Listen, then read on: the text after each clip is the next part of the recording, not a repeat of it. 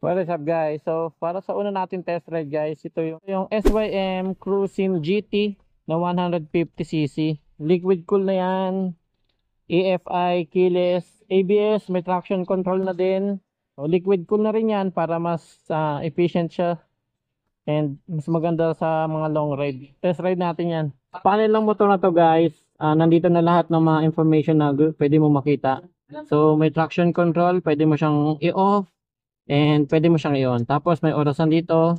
Tapos voltmeter, RPM, RPM, tapos temperature. Tapos wow, aggressive din yung ano nito. Yung throttle. Oh, dumadam pa talaga siya, no? Angas. Yun, no? Woo. Ganda din ng ano. Maganda rin yung suspension niya, guys. Yan. Braking power, lakas. Oh.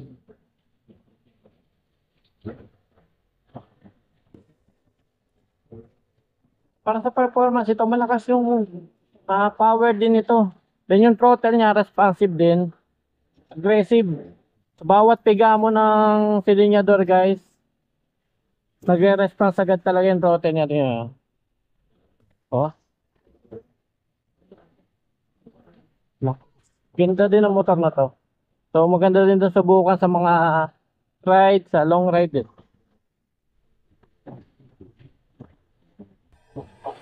In general, ang motor na to ay combination ng power, efficiency, comfort para sa ating mga Filipino rider. So kung ikaw ay interesado sa motor na to, pwede kang mag-PM dito sa page na ilalagay ko sa screen, LGM Motorcycle Sale and Services, para ma-assist nila kayo. So yun lang, maraming salamat sa panonood. Ingat and see you in the next one.